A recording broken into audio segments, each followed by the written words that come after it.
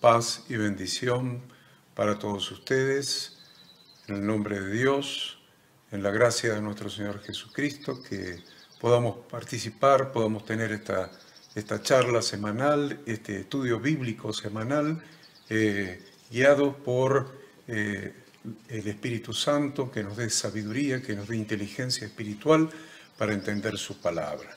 Entonces, nuevamente estamos juntos para continuar con este estudio que hemos comenzado hace ya varias semanas en relación con las virtudes y los pecados de las iglesias del Apocalipsis. Virtudes y pecados de las iglesias del Apocalipsis.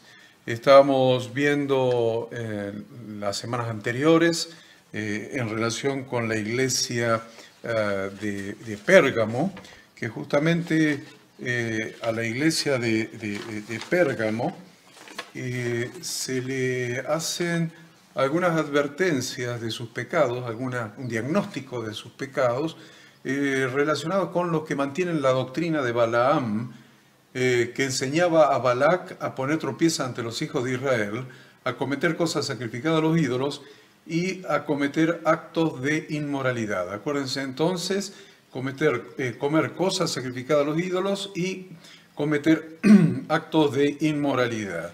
Y el que estábamos analizando desde ya hace 2 semanas, tiene algunos que de la misma manera retienen o mantienen la doctrina de los nicolaitas. Y justamente estábamos hablando en relación con la doctrina de los nicolaitas. Tienes algunos que de la misma manera mantienen en la Biblia de las Américas o retienen en la Reina Valera la doctrina de los nicolaitas. Este texto es parte del mensaje de Jesucristo a la iglesia de Pérgamo.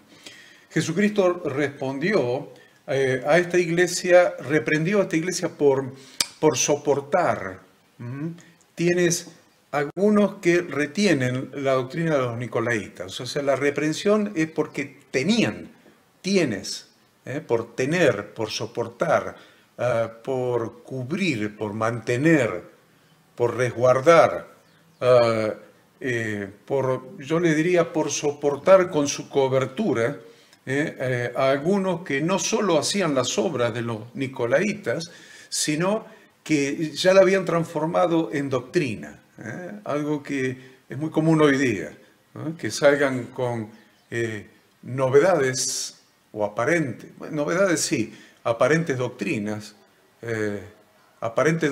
bíblicas novedosas, y con el tiempo se arraiga de tal manera en las tradiciones religiosas que se convierten en doctrina. Debemos notar que las obras de los nicolaitas en la iglesia de Éfeso, si ustedes miran ahí en el mensaje de la iglesia de Éfeso, en el capítulo 2 de Apocalipsis, creo que es el versículo 6, las obras de los nicolaitas mencionadas en ese versículo, en la carta a la iglesia de Éfeso, la doctrina de los nicolaitas es una derivación, es una evolución de las obras de los nicolaitas. En la iglesia de Éfeso vemos las obras de los nicolaitas y aquí en la iglesia de Pérgamo vemos la doctrina de los nicolaitas. Hay un progreso en la perversión. Es probable que esta doctrina haya sido generada probablemente en la iglesia de Pérgamo, se haya originado en la iglesia de Pérgamo y se instaló allí en la iglesia de Pérgamo esta doctrina. Por eso dice Apocalipsis 2:15, así tú también tienes algunos que de la misma manera mantienen la doctrina de los nicolaitas. Y desde allí, desde la iglesia de Pérgamo, es probable que se haya tratado de infiltrar en el resto de las iglesias como si fuera una revelación del reino de los cielos, o como hemos escuchado en la actualidad a algunos llamar algunas cosas como principios del reino, principios del reino, cómo se gobierna, principios de gobierno del reino, principios de gobierno de la iglesia, principios de gobierno del pueblo de Dios. Esto estaba sucediendo con la iglesia de Éfeso. O sea, probablemente se originó probablemente en la iglesia de Pérgamo y se estaba desparramando. Por eso la iglesia de Éfeso, el Señor Jesucristo en el 2.16 le dice: sin embargo tienes esto como virtud, que aborrece las obras de los nicolaitas, las cuales yo también aborrezco. Mientras que lo de la iglesia de Pérgamo tenían a algunos que mantenían, que retenían la doctrina de los nicolaitas, los de la iglesia de Éfeso tenían como virtud que los aborrecían. Pero lo más impactante de este versículo es que Jesucristo resucitado y ascendido declara que Él también aborrece la obra de los nicolaitas. Jesucristo también aborrece, esto es un punto clave, hay que anotarlo. Jesucristo también aborrece la obra de los nicolaitas. Y esto debe ser para nosotros clave. Eso debe ser la norma de conducta dentro de la iglesia para nosotros. Aborrecer la doctrina y aborrecer las obras de los nicolaitas. Para entender la obra y la doctrina de los nicolaitas es necesario, en primer lugar, definir el origen de la palabra. Nicolaita proviene del griego nikán, que es dominio, es conquista, es estar sobre otros, y laos, que significa lisa y llanamente el pueblo, la gente común, la gente secular. La palabra laos es el origen de la palabra laico. Entonces tenemos nikos, que es dominio, conquista, estar sobre otros, y laos, que significa gente común, pueblo secular. De ahí entonces podemos inferir que se trata de una especie de jerarquización de la estructura de la iglesia primitiva, una especie de jerarquización. Es decir, se trata de crear un organigrama jerárquico de la iglesia, crear un organigrama jerárquico de la iglesia. Acuérdense que todo organigrama es piramidal, todo organigrama es piramidal. Entonces se trata de crear un organigrama jerárquico de la iglesia, destruyendo el armazón horizontal natural de la iglesia neotestamentaria, para levantar uno piramidal. Estas son las obras y la doctrina que tanto aborrece el Señor. Así es como nació en la iglesia primitiva, llamémosle, así es como nació el clero, Nico, y el laicado, Laos. Se creó una casta clerical con privilegios especiales.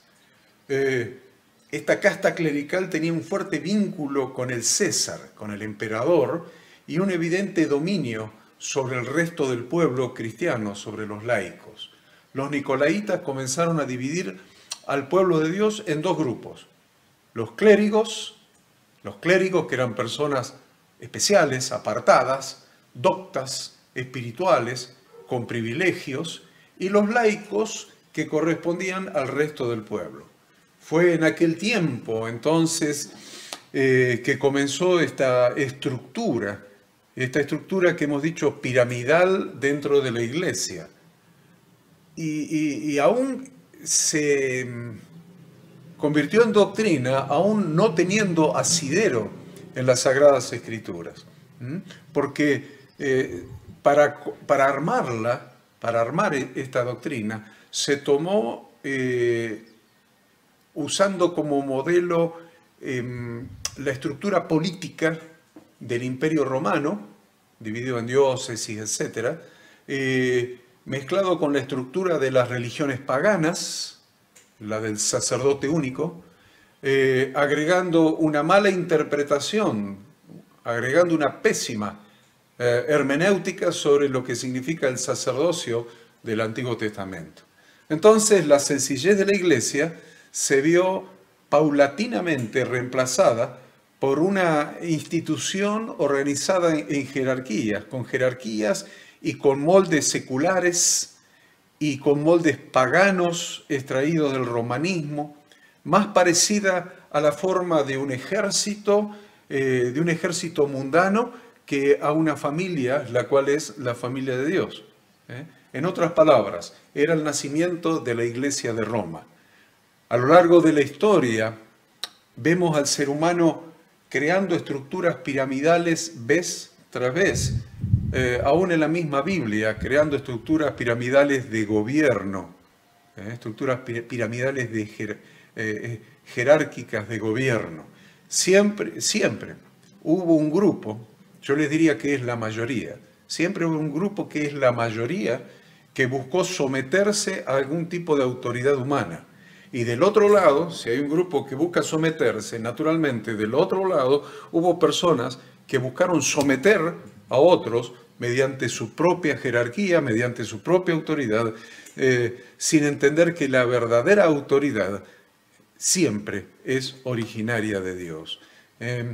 Es un ejemplo muy claro cuando el pueblo le pide a Samuel un rey que gobierne sobre ellos, prefiriendo la monarquía mundana a la teocracia. O cuando le piden a Moisés que Yahweh hable con él y que él sea quien les transmita los mensajes de Dios al pueblo. Siempre buscando una jerarquía humana a la cual someterse. Entonces ya podemos inferir que la jerarquía es un mal enquistado en el corazón del ser humano, amoldado a su naturaleza pecaminosa.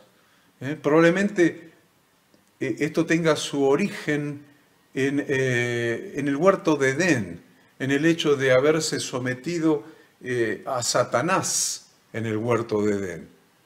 Al haberse dejado la sumisión a Dios y haberse sometido a Satanás, probablemente eso dejó una raíz de pecado en la genética humana que permanentemente las masas buscan someterse a alguna jerarquía humana en lugar de someterse a Dios, y esto es aprovechado por ciertos hombres que aprovechan esta situación y someten, se enseñorean de las masas.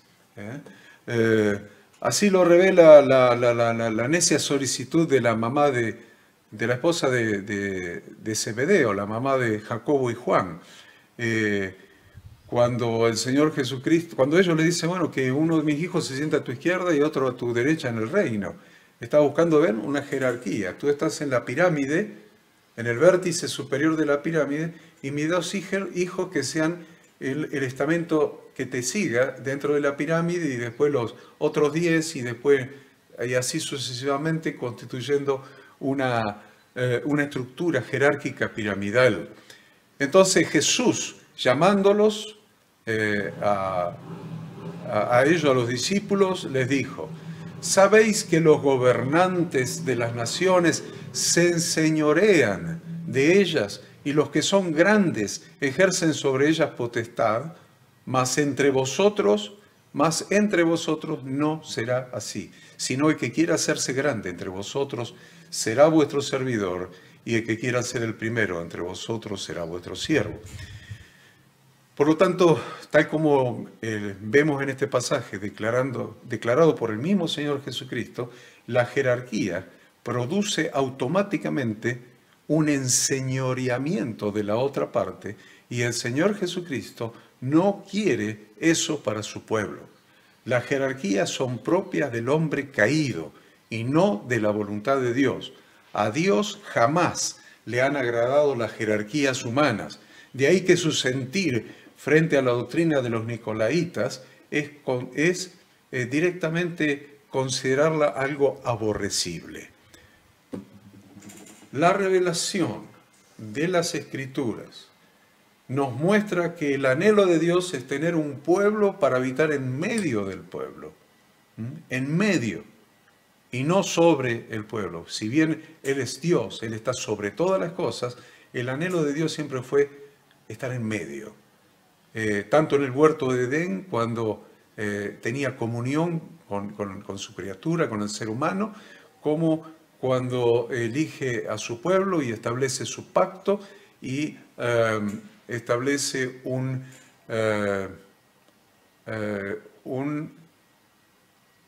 tabernáculo, para morar en el tabernáculo en medio del pueblo. Ciertamente el pecado de Adán y Eva arruinó todo, pero Jesucristo vino a restablecer la única y verdadera autoridad.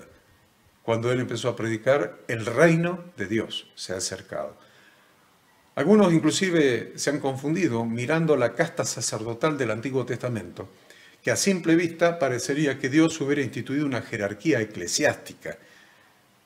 A simple vista parecería.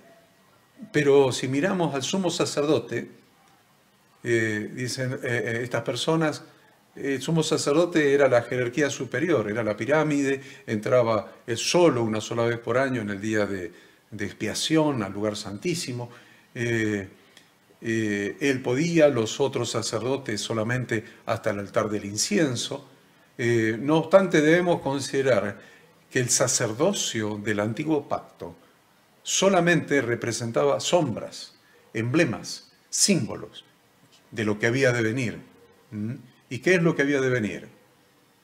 Que Cristo terminó con esas sombras al romper, al rasgar el velo del templo de arriba hacia abajo y abrir el lugar santísimo para darle acceso directo a Dios a cualquier pecador, miren lo que voy a decir, a cualquier pecador que transita por medio del sacrificio de la cruz, representado por el altar de bronce, y sigue transitando por el lavamiento, por la palabra, representado por el lavacro, entra en el lugar santo y ejerce su servicio en el lugar santo, en los tres lugares que hay, ahí la menorá de izquierda, a la derecha la mesa de los panes de la proposición y enfrente, junto sobre el velo, el altar del incienso, y después de eso puede acceder al lugar santísimo, porque todos los cristianos, todos los creyentes somos sacerdotes en ejercicio.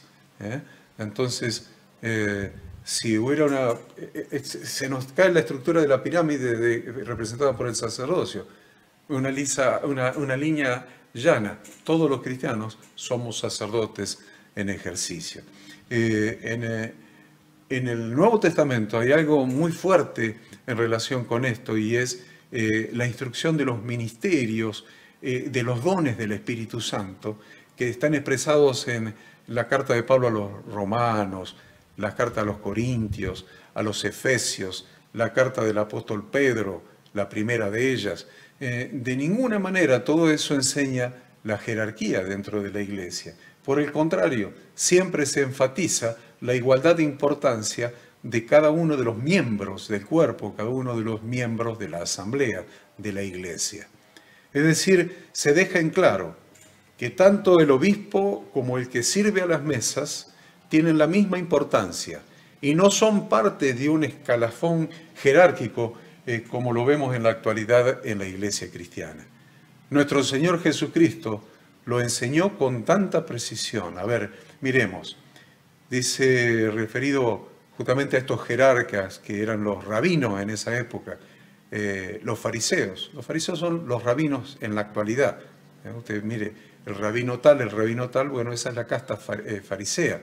Eran los rabinos. Y dice, aman los primeros asientos en las cenas y las primeras sillas en las sinagogas y las salutaciones en las plazas, y que los hombres los llamen rabí, rabí.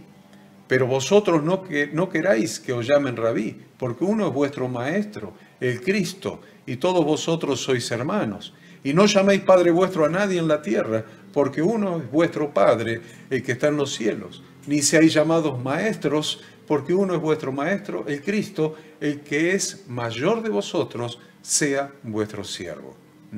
Interesante, a lo sumo, acá está hablando de una pirámide invertida. El que es mayor entre vosotros sea vuestro servidor. El texto que acabamos de leer es suficientemente claro. Dios no desea las jerarquías entre los hermanos. Los fariseos eran una casta que se arrogaba el privilegio de ser los siervos de Dios. ¿Les suena algo parecido con la actualidad? Se lo repito, los fariseos eran una casta que se arrogaba a sí mismo el privilegio de ser los siervos de Dios y de sentirse mejores o más importantes que los demás. Al igual que lo hacen hoy día los ministros de las iglesias actuales.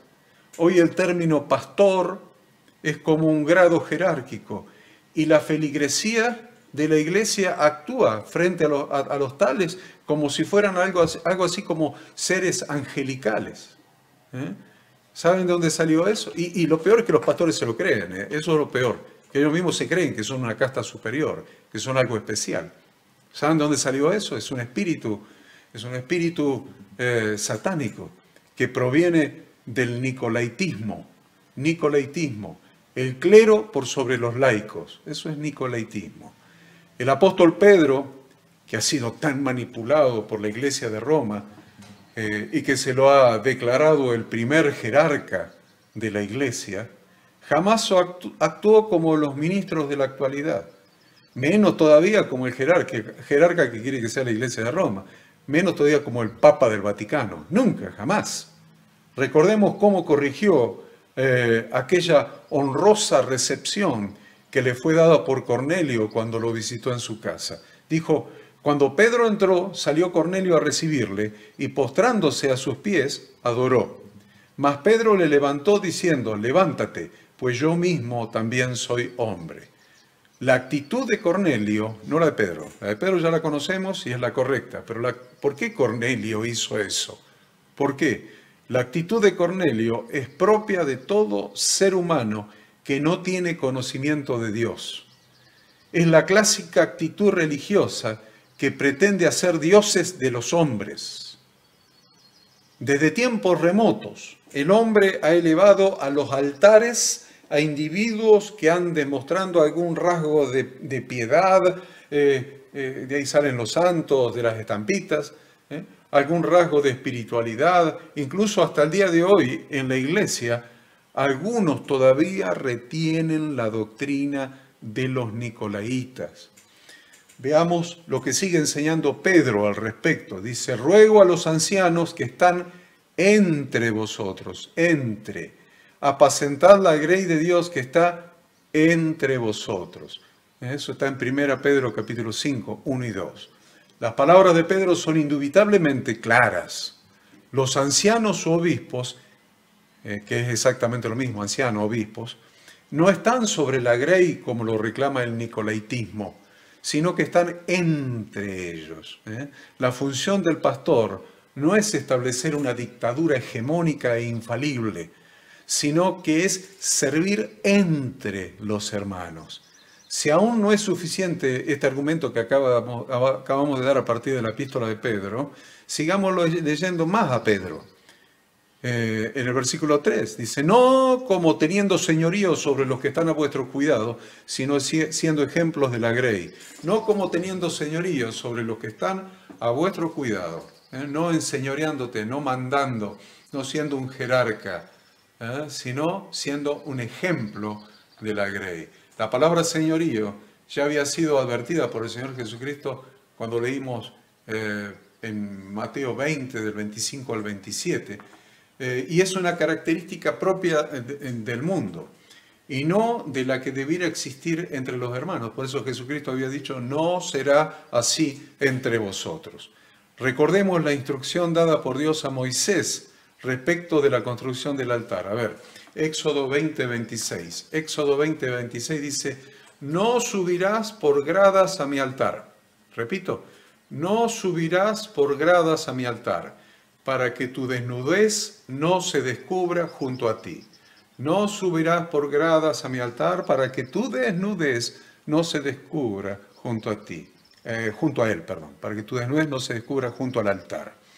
La palabra jerarquía denota una estructura escalonada y ascendente.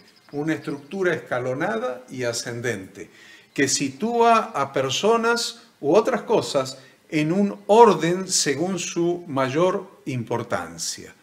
El texto de Éxodo que acabamos de leer nos revela que Dios prohíbe al hombre subir por gradas a su altar y elevarse por sobre los demás. Elevarse por sobre los demás, porque si no los demás como verían su desnudez. A ver, repito, el texto de Éxodo, esto para que Adrián lo anote, el texto de Éxodo nos revela que Dios prohíbe al hombre subir por gradas a su altar y elevarse por sobre los demás, porque lo único que quedará al descubierto es su desnudez. Eso es exactamente lo que pasa cuando un individuo se pone por sobre sus semejantes, sobre los otros miembros del cuerpo de Cristo. Las deficiencias que tiene su vida, sus propias bajezas, quedan al descubierto. Su propia desnudez queda al descubierto. Cuando la lupa es fijada en los hombres, solo podemos observar imperfecciones. Pero si fijamos la vista en las personas de nuestro Señor Jesucristo, solo descubriremos perfección y perfección. El nicolaitismo, por lo tanto, este es un punto clave para tener en cuenta, el nicolaitismo es idolatría porque pretende eclipsar al único que debe estar sobre nosotros, esto es a Yahweh, nuestro Dios, a través de nuestro Señor Jesucristo. El nicolaitismo pone a hombres en lugar de Yahweh, nuestro Dios, e invalida el sacrificio de Cristo, que nos abrió el acceso al único Dios vivo y verdadero. Al clero y sus distintivos especiales en la Iglesia romana de los primeros siglos, no les alcanzó con la organización, dividir la organización entre clero y laicos.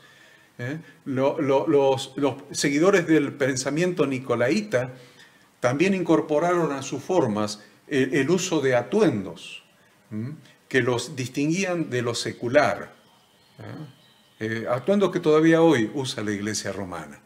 Entonces, en esa época se empieza a instituir el uso de sotanas especiales, diferentes colores, con diferentes significados, pectorales, cuello clerical. Y acuérdense que el cuello clerical no es un invento de la Iglesia romana, es un invento de la Iglesia evangélica.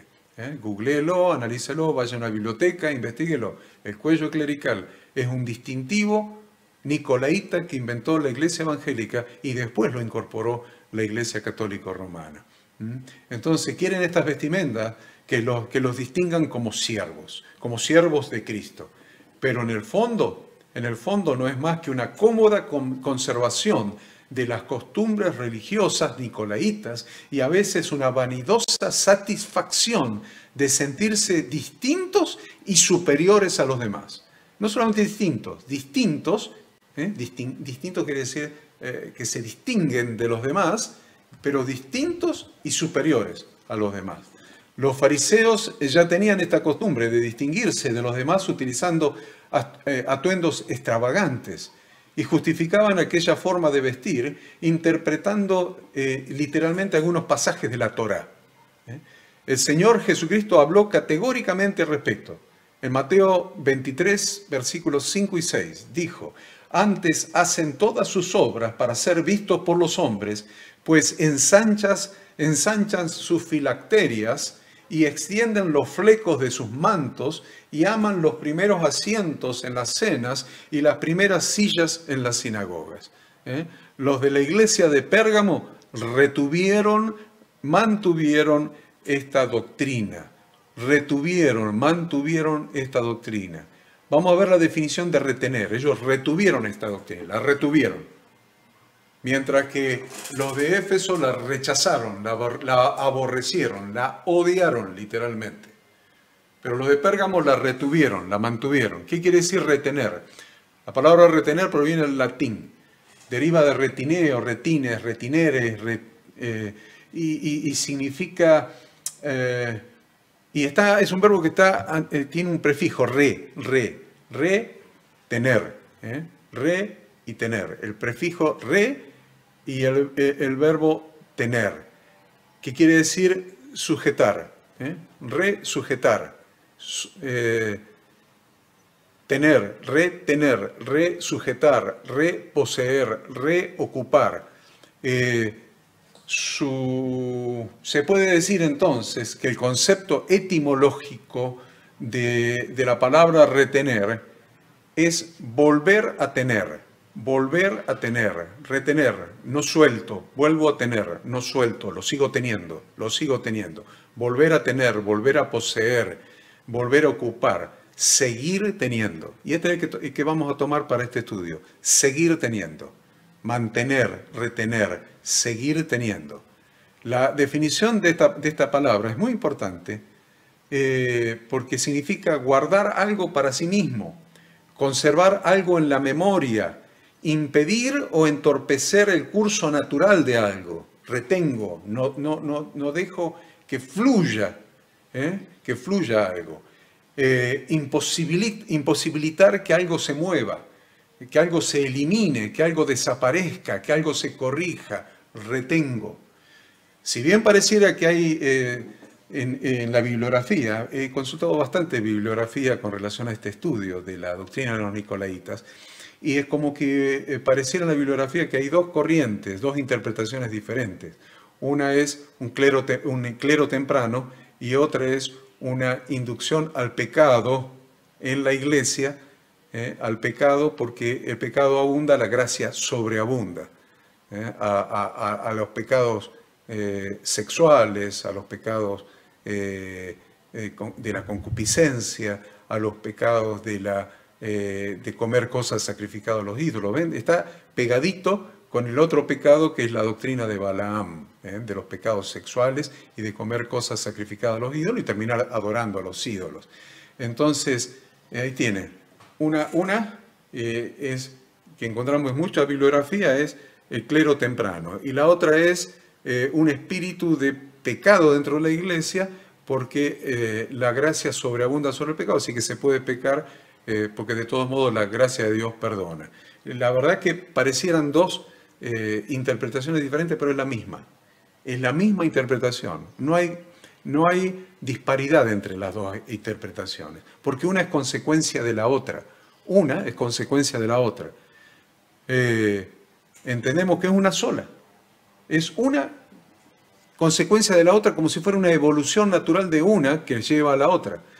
¿Qué les estoy diciendo? La aparición de un clero temprano que asume el dominio sobre los laicos produjo la consecuencia del pecado de Adán y Eva.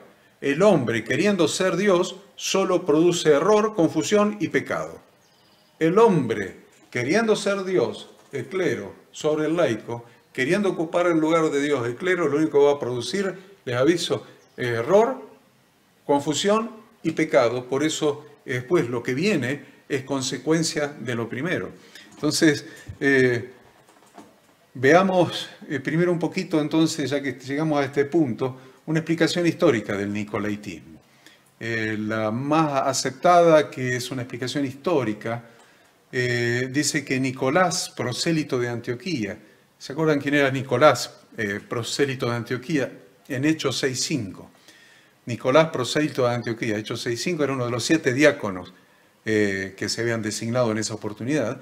Y se dice en la tradición histórica que apostató de la verdad y se convirtió en el fundador de una secta gnóstica que se llamó el antinomianismo. Antinomianismo. Anti, contra, nomianismo, norma, ley, Torá, instrucción. Antinomianismo.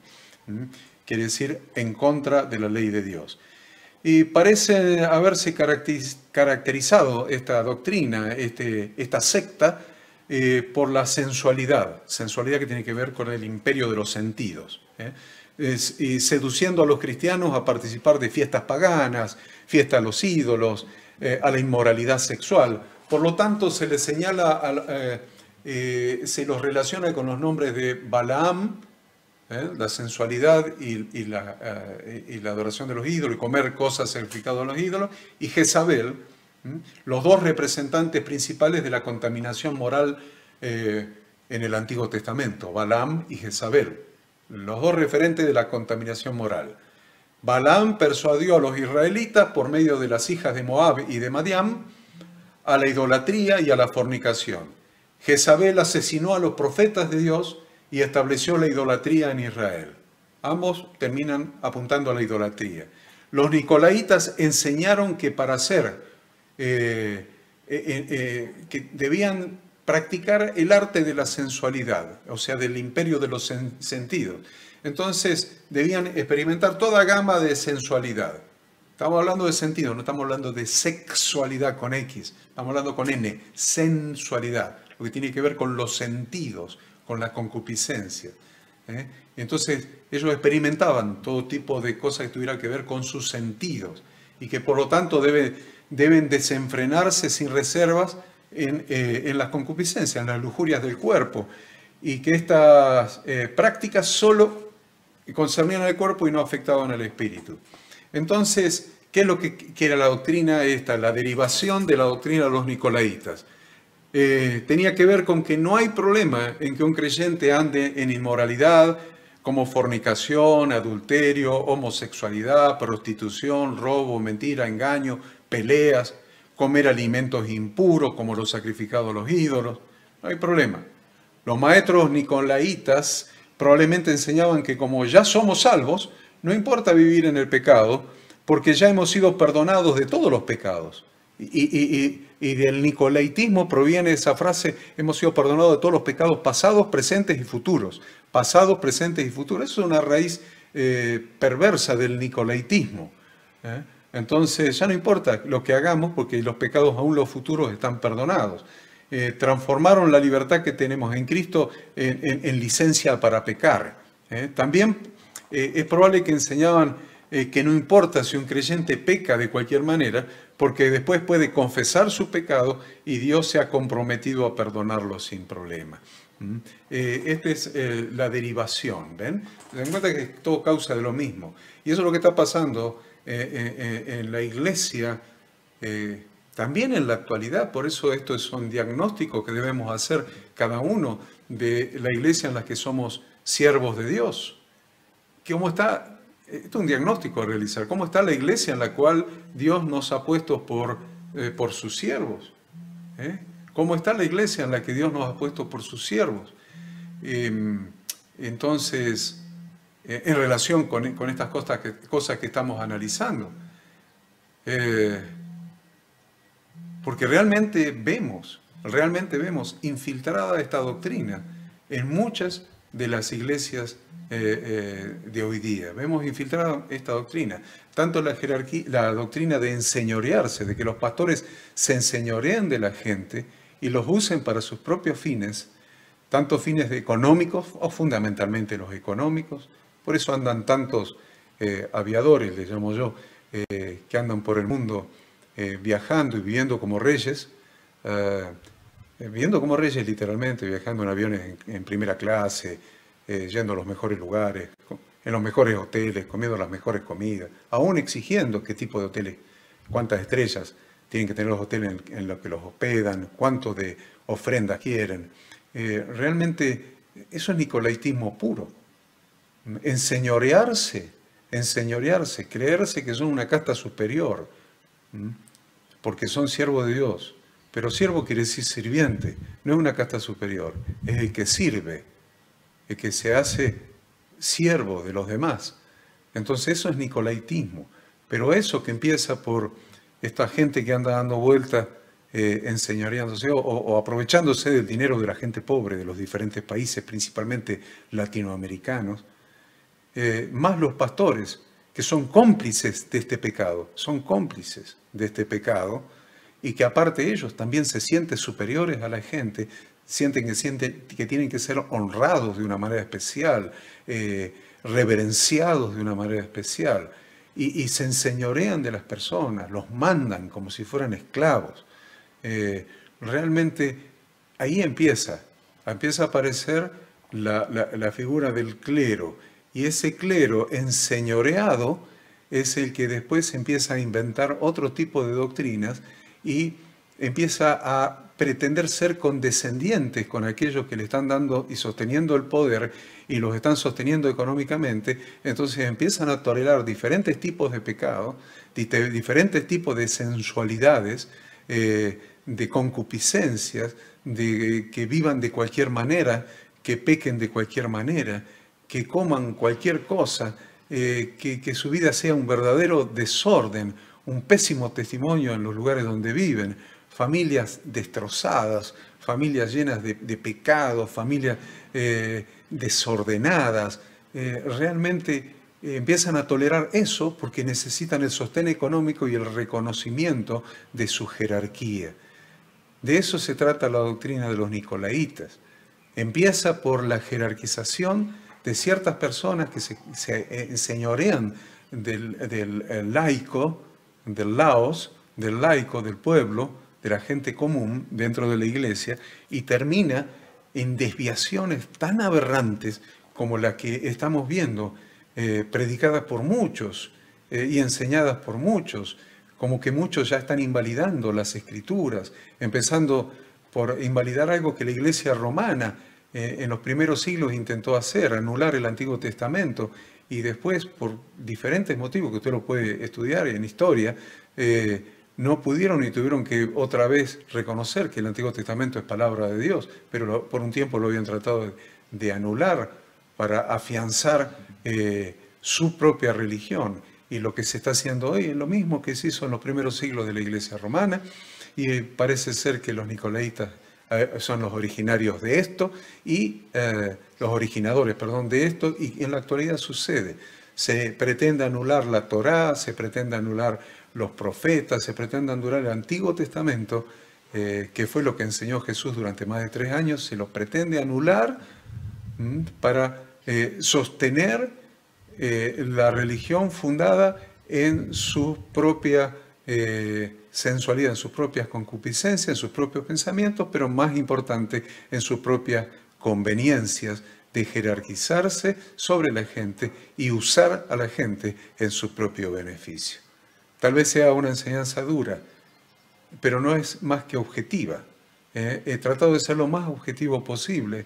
He investigado en mucha bibliografía, muchísima bibliografía, he pasado días enteros leyendo sobre este particular para ser lo más objetivo posible con ustedes, para no ser tendencioso ni transmitir mis sentimientos, sino objetivo, cosas que realmente están en la bibliografía, en los libros que han estudiado el tema, para que usted se cuide, para que usted ponga para que sea ejemplo de la grey que el Señor ha puesto bajo su cuidado, ha puesto bajo su cobertura, bajo su cuidado, bajo su protección. Sea un ejemplo de la grey, no se enseñoree de la grey.